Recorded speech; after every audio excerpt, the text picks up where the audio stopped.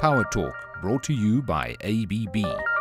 Power and productivity for a better world. Megawatt Park in Johannesburg on an autumn morning to hear how South Africa's power supply will struggle through the winter.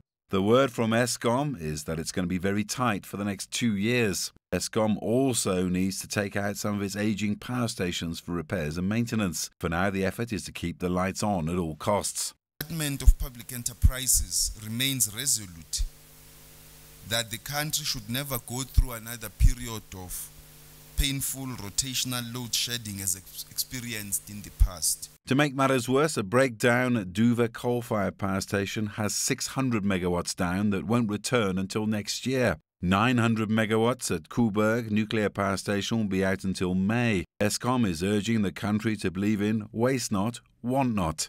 We save more electricity, 1,000 megawatts across the system, or 10% on 37,000 megawatts. We deal with this issue. And all of us can save 10%. Business is also watching Eskom's performance and calling for action. These problems have to be dealt with in a combined and concerted manner, and in a manner which recognizes that extraordinary things will have to be done by all of us in order to find a solution. It cannot be done as business as usual, taking long time frames. We should be able to speak openly, shout with each other, and then grapple to the point where we've got some solutions. Business also stands to make money from Eskom's power shortages. The power generator is ready to buy back unused power from large users of electricity and believes it could bring in as much as 2,000 megawatts. That's the size of a small power station. We sign up with them to say, please make available some power if we need to use it for a short period every week, say 2 hours. We pay them some capacity payment.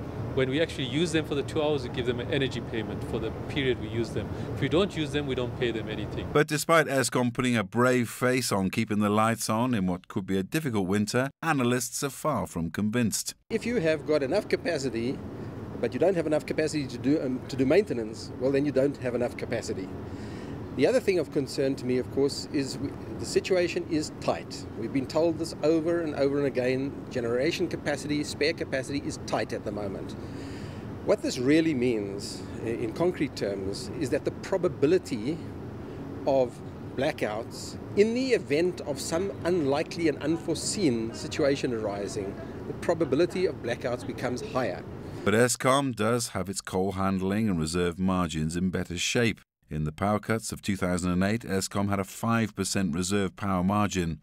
At the very least, this winter, it'll have 14% reserves. Most people agree Eskom is trying its best, but everything in the garden is far from lovely. And by the time these late blooming flowers die off, we'll all be facing a long and bleak winter.